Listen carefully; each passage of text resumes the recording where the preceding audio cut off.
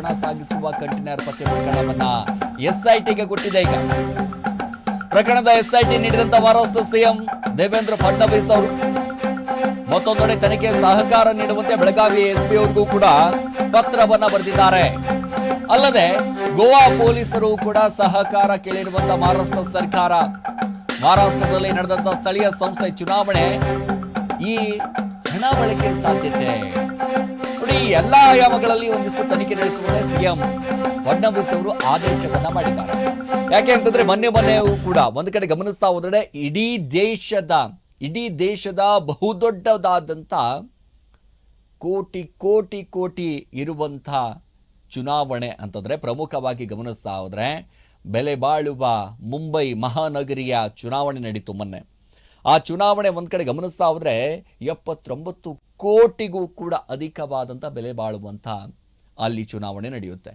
So ಇದೀಗ ಅಲ್ಲಿರುವಂಥ ಈ ಚುನಾವಣೆಗೆ ಅಲ್ಲಿ ಬಳಸಿದ್ರ ಇದನ್ನು ಬಳಸಿದ್ರ ಯಾವ ರೀತಿಯಾಗಿ, ಯಾಕೆ ಅಂತಂದರೆ ಒಂದೇ ರೀತಿಯಾಗಿ ಒಂದೇ ಆಯಾಮದಲ್ಲಿ ತನಿಖೆ ಮಾಡೋದಕ್ಕೆ ಆಗೋದಿಲ್ಲ.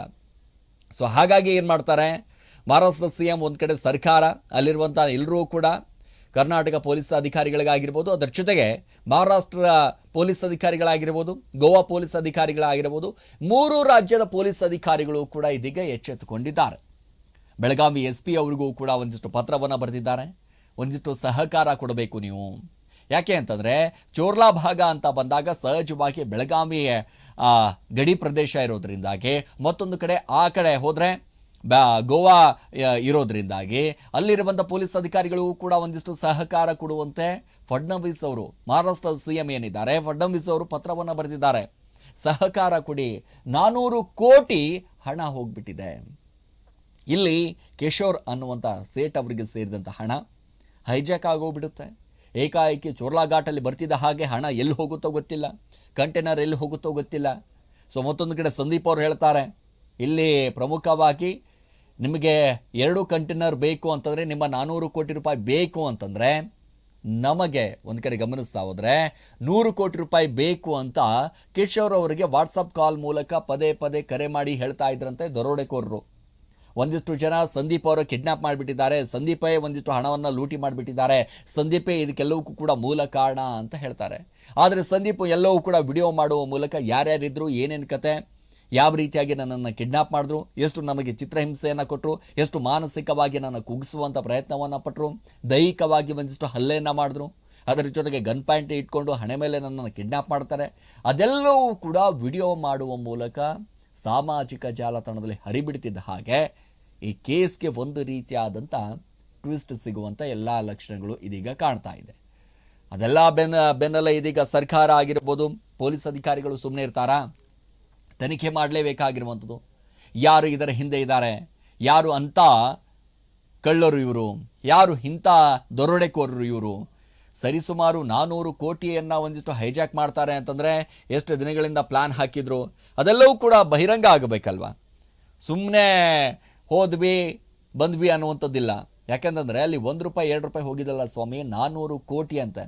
ಮತ್ತೊಂದು ಕಡೆ ಗಮನಿಸ್ತಾ ಹೋದರೆ 400 ಕೋಟಿ ಈ ಹಣ ಇದೆಯಲ್ಲ, ಯಾರಿಗೆ ಸೇರಿದ್ದು, ಯಾವಾಗ ಸೇರಿದ್ದು, ಇಷ್ಟೆಲ್ಲ ಹಣ ಹಿಂಗೆ ಸಾಗಿಸ್ತಾ ಇದ್ರು, ಸೊ ಬ್ಯಾನ್ ಆಗಿರುವಂಥ ಹಣ ಎಲ್ಲಿಗೆ ತೆಗೆದುಕೊಂಡು ಹೋಗ್ತಾ ಇದ್ರು, ಈ ರೀತಿಯಾದಂಥ ಪ್ರಶ್ನೆಗಳು ಸಹಜವಾಗಿ ಮೂಡುತ್ತೆ ಒಂದು ಕಡೆ. ಸೊ ಈಗ 400 ಕೋಟಿ ರಾಬರಿ ಕೇಸ್ನಲ್ಲಿ ಮತ್ತಷ್ಟು ಅನುಮಾನವನ್ನು ಮೂಡ್ತಾ ಇದೆ. ಚೋರ್ಲಾ ಘಾಟ್ನಲ್ಲಿ ರಾಬರಿ ಆಗಿರುವ ಹಣ ಎಲ್ಲಿ ಹೋಯ್ತು ಹಾಗಾದ್ರೆ? ಚೋರ್ಲಾ ಘಾಟ್ನಿಂದ 400 ಕೋಟಿ ಹೋಗಿದ್ದೆಲ್ಲಿಗೆ? 400 ಕೋಟಿ ಬಗ್ಗೆ ತಲೆ ಕೆಡಿಸಿಕೊಂಡಂತ 3 ರಾಜ್ಯದ ಪೊಲೀಸ್ ಅಧಿಕಾರಿಗಳು ರಾಬರಿ ಆದಂತ ಸ್ಥಳದಿಂದ ಮುಂದೆಗೆ ಏನು ಟೋಲ್ಗೇಟ್ ಇದೆ ಅಲ್ಲಿವರೆಗೂ ಕೂಡ ಸರ್ಚ್ ಮಾಡ್ತಾ ಇದ್ದಾರೆ. ಆದರೆ ಆ ಟೋಲ್ಗೇಟ್ ಅನ್ನೋನು ದಾಟದ 2 ಕಂಟೈನರ್ ದಾಟಿಲ್ಲ. ಎಲ್ಲಿ ಹೋಯ್ತ್ರಿ ಹಾಗಾದ್ರೆ? ಏನಾದರೂ ಕೆಳಗೆ ಬೀಳಿಸ್ಬಿಟ್ರಾ, ಅಥವಾ ಹೆಲಿಕಾಪ್ಟರ್ ಮೂಲಕ ಏನಾದರೂ ಎತ್ಕೊಂಡು ಹೋಗ್ಬಿಟ್ರಾ ಲಾರಿಗಳೇ? ಈ ರೀತಿಯಾದಂಥ ಪ್ರಶ್ನೆ. ಯಾಕೆ ಅಂತಂದರೆ ಆ ಟೋಲ್ಗೇಟು ಕೂಡ ದಾಟಿಲ್ಲ 2 ಕಂಟೈನರು. ಎಂಟ್ರಿ ಆಗಿದ್ದೆಲ್ಲವೂ ಕೂಡ ಗೊತ್ತಾಗ್ತಾ ಇದೆ. ಚೋರ್ಲಾ ಘಾಟ್ಗೆ ಎಂಟ್ರಿ ಆಗಿದ್ದು ಎಲ್ಲವೂ ಕೂಡ ಒಂದು ಕಡೆ ಗೊತ್ತಾಗ್ತಾ ಇದೆ. ಆದರೆ ದಾಟಿದ್ದಲ್ಲಿ ಯಾವ ಮಾರ್ಗದಿಂದ ಹೋಯಿತು ಹಾಗಾದರೆ? ಘಾಟ್ನಲ್ಲಿ ಇರೋದು ಒಂದೇ ರಸ್ತೆ ಅಲ್ವಾ, ಹಾಗಾದರೆ ಎಲ್ಲಿ ಹೋಯಿತು? ಈ ರೀತಿಯಾದಂಥ ಪ್ರಶ್ನೆ ಸಹಜವಾಗಿ ಮೂಡ್ತಾ ಇದೆ. ಯಾಕೆ ಅಂತಂದರೆ ರಾಬರಿ ಆಗಿರುವಂಥ ಹಣ ಎಲ್ಲಿ ಹೋಯಿತು, ಎಲ್ಲಿ ಮಾಯ ಆಗೋಗ್ಬಿಡ್ತು, ಯಾರು ತೆಗೆದುಕೊಂಡು ಹೋದರು, ಈಗ ಅರೆಸ್ಟ್ ಮಾಡಿರುವಂಥ ಆರೋಪಿಗಳೇ ಒಂದಿಷ್ಟು ದರೋಡೆ ಮಾಡಿಬಿಟ್ರಾ, ಅಥವಾ ಇವರ ಹಿಂದೆ ಬಹುದೊಡ್ಡದಾದಂಥ ಗ್ಯಾಂಗ್ ಇದೆಯಾ, ಈ ಗ್ಯಾಂಗ್ ಹಿಂದೆ ಕಾಣದ ಕೈಗಳು ಕೆಲಸ ಮಾಡ್ತಾ ಇದೆಯಾ, ಅಥವಾ ಯಾವುದೋ ಒಬ್ಬ ರಾಜಕೀಯ ನಾಯಕರು ಏನಾದರೂ ಇದ್ದಾರಾ, ಈ ರೀತಿಯಾದಂಥ ಪ್ರಶ್ನೆಗಳು ಸಹಜವಾಗಿ ಎಲ್ಲ ಕಡೆ ಓಡಾಡ್ತಾ ಇದೆ. ಯಾರು ಮಾಡಿರಬಹುದು, ಯಾಕೆಂತಂದರೆ ಈ ದರೋಡೆ ಲಿಸ್ಟ್ನಲ್ಲಿ ಅಂತ ಅಂದಾಗ ಸಹಜವಾಗಿ 100 ಕೋಟಿ 200 ಕೋಟಿ ಯಾರು ದರೋಡೆ ಮಾಡಿರ್ತಾರೆ, ಈ ಹಿಂದೆ ಒಂದಿಷ್ಟು ಈ ಕ್ರೈಮ್ ಹಿಸ್ಟರಿ ಅಂತ ಬಂದಾಗ ಸಹಜವಾಗಿ ಒಂದಿಷ್ಟು ಹೆಸರುಗಳಿರುತ್ತೆ, ಅವರು ಏನಾದರೂ ಮಾಡಿದ್ದಾರಾ ಅನ್ನುವಂಥದ್ದು ಪೊಲೀಸ್ ಅಧಿಕಾರಿಗಳು ಕೂಡ ಅವರನ್ನು ಕರೆಸಿ ವಿಚಾರಣೆ ಮಾಡಿದ್ರೂ ಕೂಡ ಮಾಡಬಹುದು. ಸೊ ಈ ಅಷ್ಟಕ್ಕೂ ಈ ಸಂದೀಪ್ ಪಾಟೀಲ್ ಕಿಡ್ನಾಪ್ ಆಗಿದ್ದು ಹೇಗೆ ಅನ್ನೋದ್ರ ಬಗ್ಗೆಯೂ ಕೂಡ ಒಂದಿಷ್ಟು ಪ್ರಶ್ನೆ ಮೂಡುತ್ತೆ. ಯಾಕೆ ಅಂತಂದರೆ ಈ ಸಂದೀಪ್ ಪಾಟೀಲ್ಗೂ ಈ ಹಣಕ್ಕೂ ಏನಾದರೂ ಸಂಬಂಧ ಇದೆಯಾ ಅನ್ನೋದ್ರ ಬಗ್ಗೆಯೂ ಕೂಡ ಒಂದು ಕಡೆ ಗಮನಿಸ್ತಾ ಹೋದರೆ, ಅಷ್ಟಕ್ಕೂ ಈ ಸಂದೀಪ್ ಪಾಟೀಲ್ ಕಿಡ್ನಾಪ್ ಆಗಿದ್ದು ಹೇಗೆ, ಈ ಸಂದೀಪ್ ಪಾಟೀಲ್ಗೂ ಕಿಶೋರ್ಗೂ ಏನು ಸಂಬಂಧ, ಈ ರೀತಿಯಾದಂಥ ಪ್ರಶ್ನೆ ಮೂಡುತ್ತೆ. ಯಾಕಂದರೆ 400 ಕೋಟಿ ರಾಬರಿ ಕೇಸ್ನಲ್ಲಿ ಸಂದೀಪ್ಗೆ ಟಾರ್ಚರ್ ಯಾಕೆ ಅನ್ನುವಂಥದ್ದು, ಅಂತಂದರೆ ಇವರ ಹಣ ಒಂದು ಕಡೆ ದರೋಡೆ ಮಾಡಿದಂಥ ಸಂದರ್ಭದಲ್ಲಿ ಈ ಸಂದೀಪ್ ಪಾಟೀಲ್ಗೂ ಇದಕ್ಕೂ ಏನು ಸಂಬಂಧ. ಸೊ ಅಷ್ಟಕ್ಕೂ ಈ ಸಂದೀಪ್ ಪಾಟೀಲ್ ಕಿಡ್ನಾಪ್ ಆಗಿದ್ದು ಹೇಗೆ.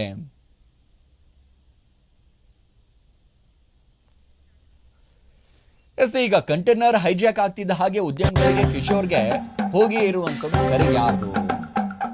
ಸೊ ಅಷ್ಟಕ್ಕೂ ಈ ಸಂದೀಪ್ ಪಾಟೀಲ್ ಕಿಡ್ನಾಪ್ ಆಗಿದ್ದು ಹೇಗೆ ಅನ್ನೋದ್ರ ಬಗ್ಗೆ ಕೂಡ, ಯಾಕಂದ್ರೆ ಈ ಸಂದೀಪ್ ಪಾಟೀಲ್ಗೂ ಕಿಶೋರ್ಗೆ ಏನ್ ಸಂಬಂಧ, ಈ ಬಿಲ್ಡರ್ ಏನಿದ್ದಾನೆ, ಈ ಕಡೆ ಸೇಟ್ ಏನಿದ್ದಾನೆ, ಇವ್ರಿಗೂ ಅವ್ರಿಗೆ ಏನು ಸಂಬಂಧ. 400 ಕೋಟಿ ರಾಬರಿ ಕೇಸ್ನಲ್ಲಿ ಸಂದೀಪ್ ಯಾಕೆ ಟಾರ್ಚರ್ ಮಾಡಿದ್ರು. ಕಂಟೈನರ್ ಹೈಜಾಕ್ ಆಗ್ತಿದ್ದ ಹಾಗೆ ಉದ್ಯಮಿ ಕಿಶೋರ್ಗೆ ಹೋಗಿತ್ತು ಒಂದು ಕರೆ, ನಿಮ್ಮ ಕಂಟೈನರ್ನಲ್ಲಿ 2000 ಮುಖಬೆಲೆ ನೋಟ್ಗಳಿವೆ, ಅದನ್ನ ನಾನು ಕನ್ವರ್ಟ್ ಮಾಡಿಕೊಡ್ತೀನಿ, ಆದರೆ 50% ಕೊಡಬೇಕು ಅಂತ ಕರೆ ಬರುತ್ತದೆ. ಸಂದೀಪ್ ಹೆಸರಿನಲ್ಲಿ ಕಿಶೋರ್ಗೆ ಹೋಗಿದ್ದಂತ ಕಾಲ್, ಆದ್ರಿಂದ ಸಂದೀಪ್ ಎಂಬಾತನನ್ನ ಕಿಡ್ನಾಪ್ ಮಾಡಿದಂತ ಕಿಶೋರ್ ಟೀಮ್. ಸೊ ನಿನ್ನ ಕಡೆಯಿಂದ ನನಗೆ ಒಂದು ಕಾಲ್ ಬಂದಿದೆ, ಸೊ ನಿನ್ನ ತಮ್ಮ ಅಂತ ಹೇಳ್ಕೊಂಡು ಒಂದಿಷ್ಟು ಕರೆ ಮಾಡಿದ್ದಾರೆ, ಪದೇ ಪದೇ ಕರೆ ಮಾಡುವಂಥ ಕೆಲಸ ಮಾಡ್ತಾ ಇದ್ರು. ಸೊ ಯಾರು ಈ ಸಂದೀಪು, ಏನು ಕತೆ ಅಂತ ಹುಡುಕ್ತಾ ಹೋದಾಗ ನಾಸಿಕ್ ಮೂಲದ ಒಂದು ಸಂದೀಪು. ಸೊ ನಾಸಿಕ್ ಮೂಲದ ಸಂದೀಪು ಇವರ ಮೇಲೆ ಒಂದಿಷ್ಟು ಆರೋಪ ಬರುತ್ತೆ. ಕಿಶೋರ್ ಅಂತಂದಾಗ ಸರಿಸುಮಾರು 400 ಕೋಟಿ 500 ಕೋಟಿ ಒಂದಿಷ್ಟು ಹಣವನ್ನು ಸಾಗಿಸ್ತಾರೆ ಅಂತಂದಾಗ ಅವರಿಗಿರುವಂಥ ಪವರು, ಅವರಿಗಿರುವಂಥ ತಾಕತ್ತು ಗೊತ್ತೇ ಇರುತ್ತೆ. ಯಾಕೆಂತಂದರೆ 1 ಕೋಟಿನೋ 2 ಕೋಟಿನೇ ದುಡ್ಡೇ ಇದ್ದಂಥ ಸಂದರ್ಭದಲ್ಲಿ ಪವರೇ ಬೇರೆ ರೀತಿಯಾಗಿರುತ್ತೆ. ಇನ್ನು 400 ಕೋಟಿ 500 ಕೋಟಿ ಒಂದು ಕಡೆ ಹಣವನ್ನು ಸಾಗಿಸ್ತಾರೆ ಅಂತಂದಾಗ ಅವರಿಗೆ ಇಂಥ ಪವರ್ ಇರಬಾರ್ದು. ಸೊ ಆದ್ದರಿಂದ ಈ ಸಂದೀಪನನ್ನು ಹುಡುಕಿಸ್ತಾರೆ, ಹುಡುಕಿ ಒಂದನ್ನು ಕಿಡ್ನಾಪ್ ಮಾಡ್ತಾರೆ ಕಿಶೋರ್ ಟೀಮ್. ಕಿಡ್ನಾಪ್ ಮಾಡ್ತಿದ್ದ ಹಾಗೆ ಒಂದು ಕಡೆ ಗಮನಿಸ್ತಾ ಹೋದರೆ ಯಾರು ಏನು ಕತೆ ಅಂತ ಟಾರ್ಚರ್ ಮಾಡೋದಕ್ಕೆ ಆರಂಭ ಮಾಡ್ತಾರೆ.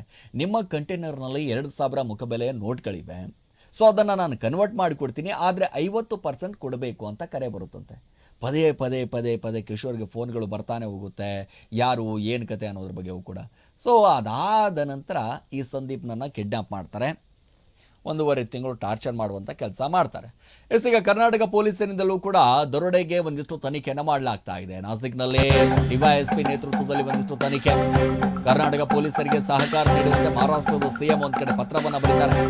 ಬಂಧಿತರ ವಿಚಾರಣೆಗೂ ಕೂಡ ಮುಂದಾದಂಥ ಕರ್ನಾಟಕ ಪೊಲೀಸರು ಸಂದೀಪ್ ಪಾಟೀಲ್ ಹೇಳಿಕೆಯಲ್ಲಿ ಸತ್ಯಾಂಶ ಇದೆಯಾ, ಸೊ ಅಷ್ಟು ದೊಡ್ಡ ಮೊತ್ತದ ಹಣ ನಿಜಕ್ಕೂ ಸಾಗಿಸ್ತಾ ಇದ್ದುದೆಲ್ಲಿ, ಸೊ ಕಂಟೈನರ್ನಲ್ಲಿ ಇದ್ದಂಥ ಹಣ ಎಲ್ಲಿಂದ ಎಲ್ಲಿಗೆ ಹೋಗ್ತಾ ಇತ್ತು, ಕಂಟೈನರ್ನ ಈ ಕರ್ನಾಟಕದ ರಾಜ್ಯದ ಗಡಿ ಪ್ರವೇಶ ಮಾಡಿತ್ತಾ, ಹಾಗಾದ್ರೆ ಚೋರ್ಲಾ ಘಾಟಿಂದ ಏನಾದರೂ ಕರ್ನಾಟಕಕ್ಕೆ ಎಂಟ್ರಿ ಕೊಟ್ಟಿತ್ತ ಕಂಟೈನರ್ಗಳು, ಈ ರೀತಿಯಾದಂಥ ಪ್ರಶ್ನೆ ಸಹಜವಾಗಿ ಮೂಡ್ತಾ ಇದೆ.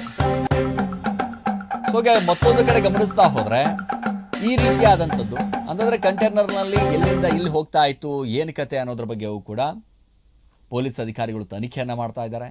ಕರ್ನಾಟಕ ಪೊಲೀಸರು ಕೂಡ ಎಚ್ಚೆತ್ತುಕೊಂಡಿದ್ದಾರೆ. ಅಂತಂದರೆ ನಮ್ಮ ಕರ್ನಾಟಕ ಪೊಲೀಸರ ಹೆಮ್ಮೆ ಏನಂತಂದರೆ ಇಂಥ ದರೋಡೆ ಪ್ರಕರಣದಲ್ಲಿ ವಿತಿನ್ 24 ಅವರ್ಸ್ನಲ್ಲಿ ಆ ದರೋಡೆ ಆಗಿದ್ದೆಲ್ಲಿ, ಹೇಗಾಯಿತು, ಏನು ಕತೆ, ಭಾಳಷ್ಟು ನಮಗೆ ಹೆಮ್ಮೆ ಅನಿಸುತ್ತೆ. ಯಾಕಂದರೆ ಕರ್ನಾಟಕ ಪೊಲೀಸ್ ಅಧಿಕಾರಿಗಳು ಇಂಥದ್ರಲ್ಲಿ ಎತ್ತಿದ ಕೈ, ಅವರು ಎಂಥ ಬಿಲದಲ್ಲೇ ಅವಿತ್ಕೊಂಡು ಕೂತ್ಕೊಳ್ಳಿ, ಅವರು ಅದು ಏನೇ ಆಗಲಿ. ಆದರೆ ಕರ್ನಾಟಕ ಪೊಲೀಸ್ ಅಧಿಕಾರಿಗಳು ದರೋಡೆ ಮಾಡಿದಂಥ ದರೋಡೆಕೋರರನ್ನು ಹೆಡೆಮುರಿ ಕಟ್ಟೋದ್ರಲ್ಲಿ ನಂಬರ್ 1. ಯಾಕೆ ಅಂತಂದರೆ ಇಲ್ಲೇ ನಾವು ಹಾಡಾಗಲೇ ನಾವು ಗಮನಿಸ್ತಿದ್ವಿ, ಸರಿಸುಮಾರು 7 ಕೋಟಿ ಬೆಂಗಳೂರಿನಲ್ಲಿ ಹಗಲೇ ಜನಗಳ ಮಧ್ಯದಲ್ಲೇ ATM ಗಾಡಿಯನ್ನು ಲೂಟಿ ಮಾಡಿದ್ರು. 24 ಅವರ್ಸ್ ಬೇಕಾಗಿಲ್ಲ, ಬರೀ 12 ಅವರಲ್ಲೇ ಒಂದಿಷ್ಟು ಲಾಕ್ ಮಾಡಿ ಬಿಸಾಕಿದ್ರು. ಸೊ ಈಗ ಕರ್ನಾಟಕ ಪೊಲೀಸ್ ಅಧಿಕಾರಿಗಳು ಕೂಡ ಒಂದಿಷ್ಟು ರೆಡಿ ಆಗಿದ್ದಾರೆ. ಈಗ ಚೋರ್ಲಾ ಘಾಟ್ ಆಯ್ಕೆ ಮಾಡಿಕೊಳ್ಳುವುದರ ಹಿಂದೆ ಇದೆಯಾ ಒಂದಿಷ್ಟು ಕಾರಣ, ಯಾಕೆ ಅಂತಂದರೆ ಇದೇ ಘಾಟ್ ಯಾಕೆ ಆಯ್ಕೆ ಮಾಡ್ಕೊಂಡ್ರು ಅನ್ನೋದ್ರ ಬಗ್ಗೆಯೂ ಕೂಡ.